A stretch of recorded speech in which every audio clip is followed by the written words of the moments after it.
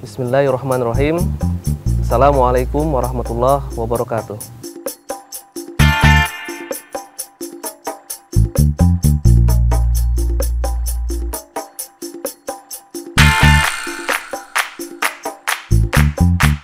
Sahabat Gontor TV yang insya Allah dimuliakan oleh Allah Subhanahu wa Ta'ala. Pada kali ini ada permasalahan yang menarik untuk kita kaji pada sesi kali ini, yaitu adalah masalah yang sering bergelut atau sering menghinggapi manusia atau kita dari sehari-hari, yaitu adalah utang.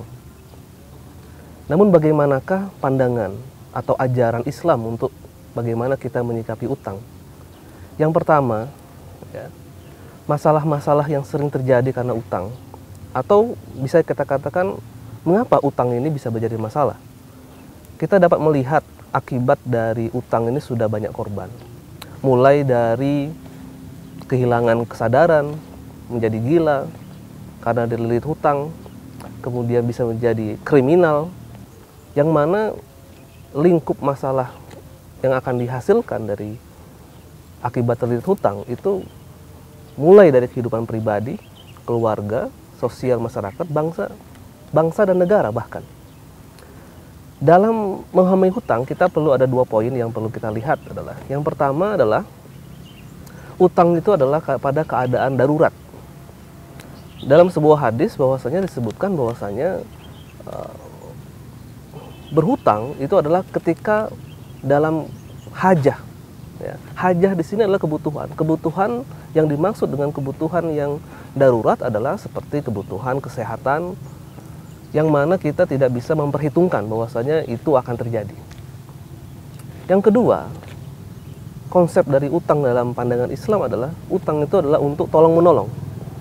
Dari prinsip utang yang dua disebutkan tadi, bahwasanya hutang keadaan darurat, kemudian utang itu adalah tolong menolong, kita dapat melihat utang dari dua sisi, yaitu sisi sebagai seorang yang berhutang dan sisi seorang yang memberikan hutang. Nah, tuntunan yang mengajarkan kepada kita bahwasanya yang pertama, bagi orang yang berhutang, poin pertama yang harus diingat adalah berhutanglah pada keadaan betul-betul keadaan kesulitan ataupun keadaan darurat.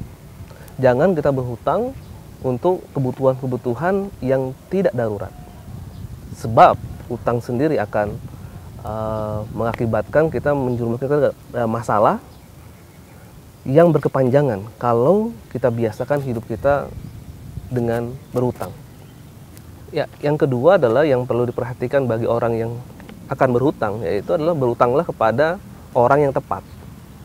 Nah, pastikan bahwasanya Anda memperoleh bantuan dengan utang itu, bukan malah utang yang dijadikan sebagai proyek bisnis, misalkan dengan tambahan bunga dan lain sebagainya. Karena pada prinsipnya utang adalah tolong menolong, sehingga setiap keuntungan yang didapatkan dari utang piutang dalam bentuk materi itu tidak diperkenankan, dan tentu di sini akan memberatkan. Yang ketiga adalah catat perjanjian utang piutang. Hal ini untuk memastikan hak dan kewajiban kita sebagai orang yang berutang, terkait jumlah yang harus dibayarkan, tuntunannya memang harus sama, apa yang kita pinjam dengan apa yang kita kembalikan harus sama, kemudian juga waktu yang perlu kita tepati untuk membayar atau melunasi hutang, ataupun juga cara pembayaran, baik cicilan dan sebagainya. Ini perlu untuk menjaga hak kita dan juga hak orang yang memiliki utang. Yang selanjutnya adalah hiduplah super hemat untuk melunasi utang-utang kita. Apabila kita hutang itu pun dengan keadaan darurat, tentu yang wajib kita lakukan setelahnya adalah berusaha membayar. Dan untuk berusaha membayar, kita harus hidup super hemat dan mengurangi konsumsi dan mengurangi pemborosan demi utang kita supaya segera terbayar.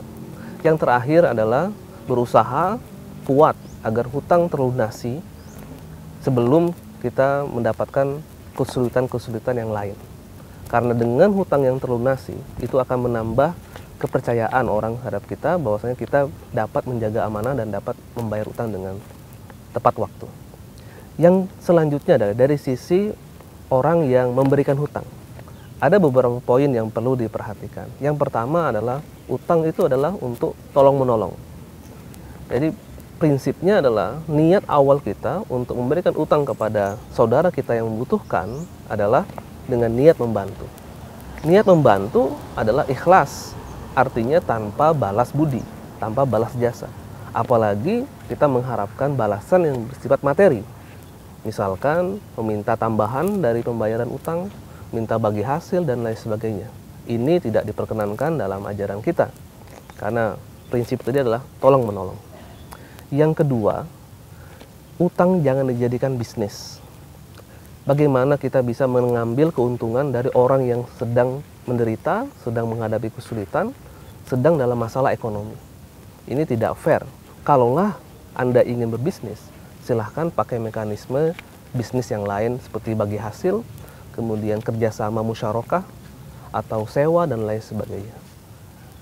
Bisnis tidak tepat dilakukan bagi orang yang sedang kesulitan dan mengambil keuntungan dari orang yang mengalami kesulitan, itu juga suatu tindakan yang kurang tepat. Yang ketiga adalah pahala dengan memberikan utang, itu ternyata 18 kali lipat pahala daripada sedekah yang hanya 10 kali lipat.